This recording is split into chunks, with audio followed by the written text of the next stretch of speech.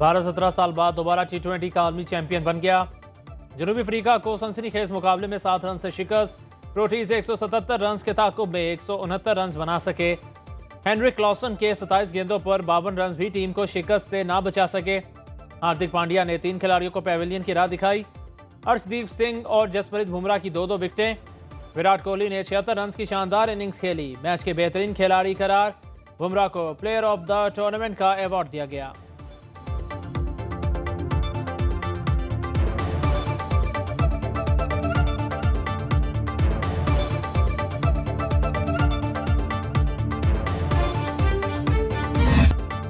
बड़े मुकाबले के बाद 2 बड़े खिलाड़ियों ने T20 क्रिकेट को खैरबाद कह दिया। विराट कोहली के बाद कप्तान रोहित शर्मा ने भी रिटायरमेंट का ऐलान कर दिया। कोहली ने प्लेयर ऑफ द मैच का अवार्ड वसूल करते हुए कहा कि अब नौजवानों को मौका मिलना चाहिए। मैच के बाद प्रेस कॉन्फ्रेंस में कप्तान रोहित शर्मा का कहना था कि T20 इंटरनेशनल क्रिकेट को खैरबाद कहने का इससे बेहतर मौका नहीं है।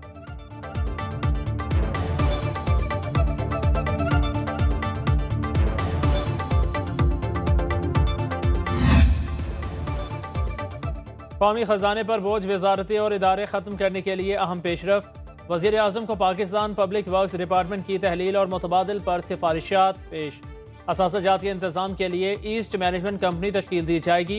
महकमे की जारी मनसूबों को मुतल्लिका वफाकी और सूबाई इदारों से मुकम्मल कराया जाएगा। शहबाज शरीफ ने PWD को फौरी तहलील करने का अमल शुरू करने की हिदायत कर दी।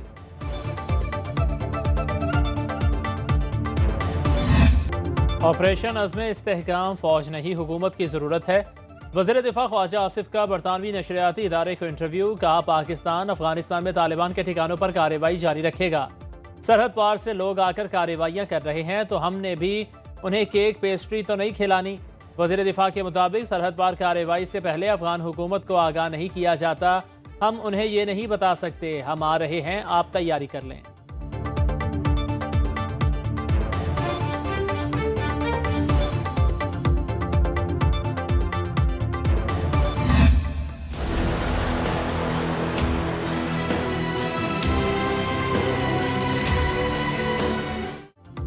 अदालती फैसले की गलत तशरीह से सियासी जमात को इंतखाबी अमल से निकाल कर वोटर्स को बुनियादी हक से महरूम किया गया। जस्टिस अतर मिनल्ला का मखसूस नशिस्तों के केस में इजाफी नोट लिखा। इलेक्शन कमीशन के वकील ने बुनियादी इंसानी हुकूक से मुतालिक अहम सवालात उठाए। इलेक्शन कमीशन ने तस्लीम किया एक बड़ी जमात को सुप्रीम कोर्ट के फैसले की रोशनी में नाअहल किया गया। बादी नज़र में सुप्रीम कोर्ट का फैसला किसी जमात को नाअहल करार देने के लिए नहीं था।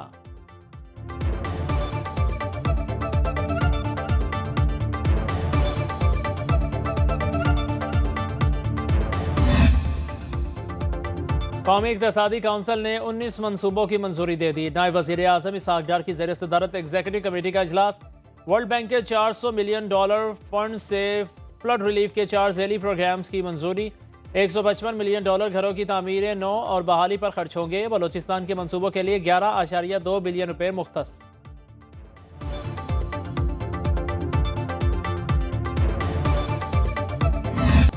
नया बजट मजीद 10% महंगाई बढ़ाएगा। दूध से लेकर ऑयल घी तक, चावलों से मसाला जात तक 18% जनरल सेल्स टैक्स आयद। जानवरों की खुराक भी टैक्स की जद में आ गई। स्कूल कॉलेज की किताबों और कागज़ पेंसिल खरीदने वाले भी 10% टैक्स देंगे। फी लीटर पेट्रोल पर लेवी में 10 रुपये इजाफा। मोबाइल फ़ोन पर 18 से 25% GST आयद। जायदाद और शेयर्स की फरोख्त पर 15%। गेंस टैक्स आयद। 1 करोड़ सालाना आमदन पर इनकम टैक्स में 10% इजाफी सरचार्ज लागू। फाइनेंस बिल सदर को दस्तखत के लिए भिजवा दिया गया।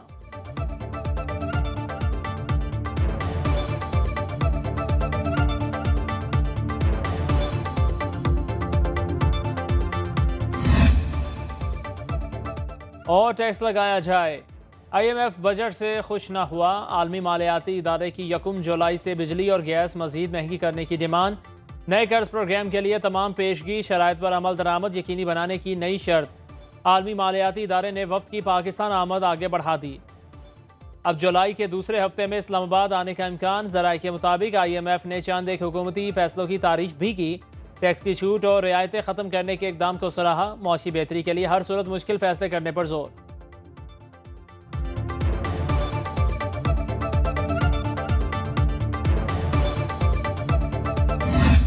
कल का जो बजट इस फॉर्म 47 की हुकूमत ने पास कराया, ये पाकिस्तान की अवाम पे एक कातिलाना हमला है। इसके साथ अभी जो महंगाई की लहर आएगी, मोहसिन नकवी ने 450 अरब रुपए की गंदम इंपोर्ट की, बड़े लोगों ने उस पर कमीशन मारा।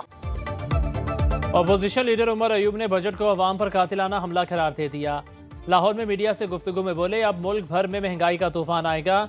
मेरी पार्लियामेंट में बजट तकरीर की किसी मेंबर ने तरदीद नहीं की। अमेरिका समेत सारी दुनिया इंतखाबात पर एतराज़ कर रही है।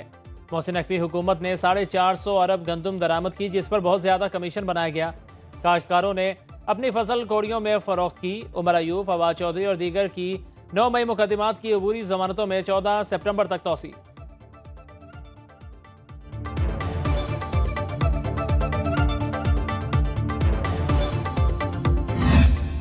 वो रेजोल्यूशन जो कि हमारे इंटरनल मैटर्स में इंटरफेयर करने के मुतरादिफ थी और उसके अगेंस्ट हमने ये रेजोल्यूशन मूव की। अफसोस इस बात का है कि एक मखसूस सियासी जमात एक फॉल्स नैरेटिव बिल्ड करती रही, पाकिस्तानी अवाम और कौम की आंखों में धूल झोंकती रही। पीटीआई 2 साल तक अमेरिका मुखालिफ झूठा बयानिया पेश करती रही, आवाम की आंखों में धूल झोंकी गई। मुस्लिम लीग नून के रहनुमा बैरिस्टर अकील और शाइस्ता परवेज मलिक की मुश्तरका न्यूज़ कॉन्फ्रेंस। कहा, किसी से ताल्लुकात ख़राब नहीं करना चाहते, लेकिन खुद मुख्तारी में मुदाखलत बर्दाश्त नहीं करेंगे। हमें बैरूनी दुश्मन से ज़्यादा अंदरूनी दुश्मनों से ख़तरा है।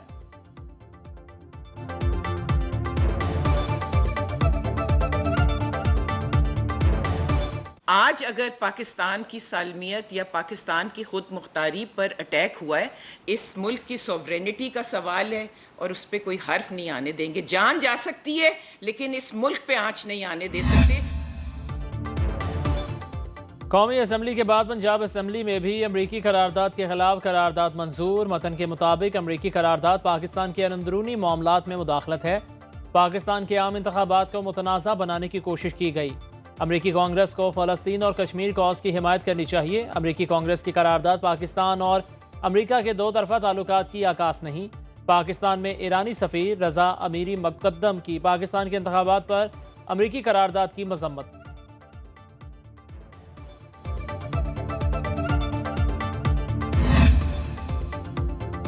अरकान की मौतली पर अपोजिशन का पंजाब असम्बली की कार्रवाई का बाइकॉट। हिज़्ब इख्तलाफ के तमाम अरकान ऐवान से बाहर चले गए। स्पीकर ने अपोजिशन के कट मोशन पर एहतजाज से ऐवान को आगाह कर दिया। कहा, कल हुकूमती अरकान को बार बार ऐसा करने से मना किया, आज हिज़्ब इख्तलाफ ने वही किया। स्पीकर पंजाब असम्बली मलिक अहमद खान का एथिक्स कमेटी तश्कील देने का ऐलान।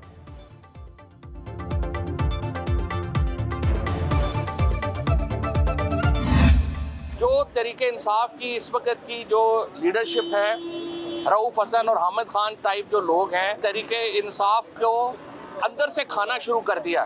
जब तक तरीके इंसाफ इनसे जान नहीं छुड़ाती, एक मजबूत अपोजिशन का किरदार अदा नहीं कर सकती। हामिद खान और रऊफ हसन जैसे लोग पार्टी के लिए नुकसानदेह हैं। साबिक वफाकी वजीर फवाद चौधरी के लफ्ज़ी वार मीडिया से गुफ्तगू में बोले, ये चाहते हैं इनके कद से बड़े लोग पीटीआई में ना आए। ऐसे लोगों से जान छुड़ाए बगैर अपोजिशन का किरदार अदा नहीं हो सकता। बानी तहरीक इंसाफ की रिहाई से सही जमहूरियत बहाल होगी। अज़्म इस्तेहकाम ऑपरेशन शुरू होने से पहले ही मुतनाज़ा हो गया। जजेस तबादले और उम्र के कानून से अदलिया तबाह हो जाएगी।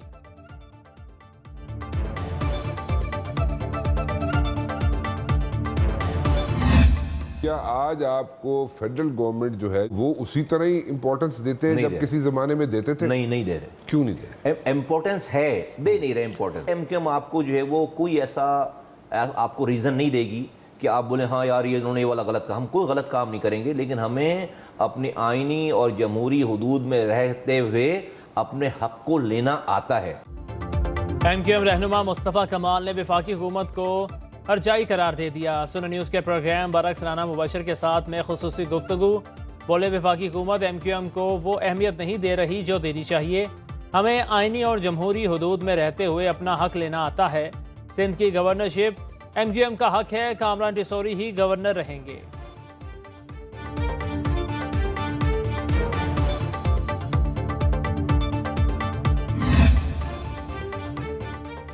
सयाहों के लिए खुशखबरी। रावलपिंडी से मरी तक ट्रेन चलाने का प्लान। वज़ीर आला पंजाब मरीम नवाज ने टूरिस्ट क्लास ट्रेन प्रोजेक्ट की मंजूरी दे दी। माल रोड मरी पर कुदरती मनाजिर में हायर होटल्स की बुलंद इमारतों को हटाने का फैसला। गैर कानूनी तामीरात की इजाज़त देने वाले हुकाम के खिलाफ भी कार्रवाई होगी। मरीम नवाज की ज़ेर सदारत इजलास में मरी डेवलपमेंट प्लान की भी मंजूरी।